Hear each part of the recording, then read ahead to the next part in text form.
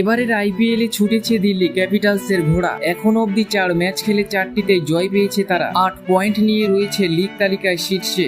অপরাজিত তকমা ধরে রাখার লড়াইয়ে আজ কেএল রাহুলদের প্রতিপক্ষ মুম্বাই ইন্ডিয়ান্স। বিশাখাপত্তনমে মরশুমে প্রথম দুটি হোম ম্যাচ খেলার পর আজ প্রথমবার দিল্লির বুকে খেলতে নেমেছে দিল্লি ক্যাপিটালস। অরুণ জেটলি ক্রিকেট স্টেডিয়ামে টসের মুদ্রাও পড়েছে তাদের পক্ষে। প্রথমে বল করার সিদ্ধান্ত নেন অধিনায়ক আকসার প্যাটেল। আরও একবার বড় রান করতে ব্যর্থ হয়েছেন রোহিত শর্মা। 18 রান করে তাকে ফিরতে হয়েছে প্যাভিলিয়নে। তবে কার্যকারী ভূমিকা নিতে দেখা গেল রায়ান লিকটন ও সূর্যকুমার যাদবদের। ডেথ ওভারে ঝড় তুললেন তিলক বর্মাও। আর দাপটে 20 ওভারে মুম্বাই 5টি উইকেট হারিয়ে 205 রান করেছে। তবে ফর্মে ফিরবেন রোহিত শর্মা, এই প্রশ্নের উত্তর মিলল না দিল্লির মাঠেও।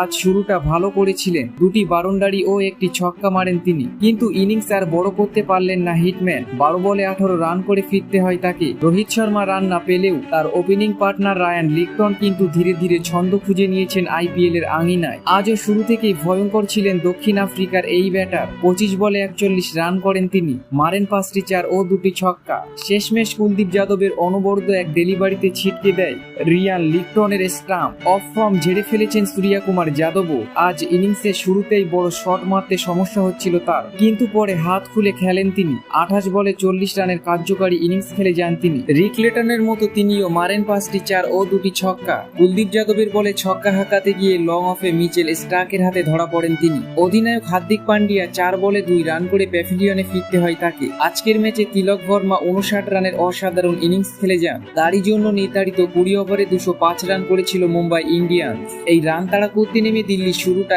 একদম ভালো হয়নি। প্রথম ওভারে একটি উইকেট হারিয়ে বেশ চাপে পড়ে যায় তারা। সেখান থেকে মাথা ঠান্ডা রেখে অভিষেক পোড়েল ও করুণ নায়ার স্কোরবোর্ড সামনের দিকে এগিয়ে নিয়ে যেতে থাকে। তারা দুজন দেখে শুনে মুম্বাই দলকে মোকাবিলা করছিল। এই দুজন খেলোয়াড় মিলে পাওয়ার প্লের মধ্যেই 72 রান করেছিল, যেটা অসাধারণ বলাই যেতে পারে। আজকের ম্যাচে করুণ নায়ার মাত্র 22 বলে নিজের অর্ধশত রান পূরণ করে নেন। তার সামনে কাজ করছিল না জসপ্রীত বুমরার মতো বলার। তিনি সেঞ্চুরি পূরণ করার কাছেই চলে গিয়েছিল।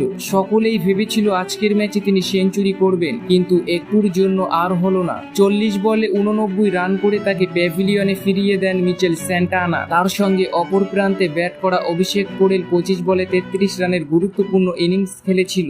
আজকের ম্যাচে ব্যর্থ হয়েছেন কেএল রাহুল। 15 রানের বেশি করতে পারেননি তিনি। স্কোরবোর্ডে 158 রান যোগ করতেই 5টি উইকেট হারিয়ে ফেলে দিল্লি। তখন এই ম্যাচটি জেতার জন্য 30 বলে 48 রান দরকার ছিল।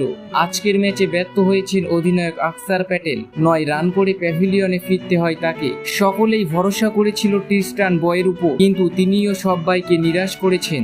1 রান করে আউট হয়ে যান তিনি। আজকের এই ম্যাচটা অনেক রোমাঞ্চকর হয়ে উঠেছিল, কারণ সকলেই ভেবেছিল আরামসেই এই ম্যাচটি জয় করে নেবে দিল্লি। কিন্তু 6টি উইকেট হারানোর পর চাপে পড়ে যায় দিল্লি ক্যাপিটালস। এই ম্যাচটি জেতার জন্য তখন প্রয়োজন ছিল 24 বলে 42 রান। তখন ব্যাট করছিল আশুতোষ শর্মা ও ধৃতরাজ নিগমা।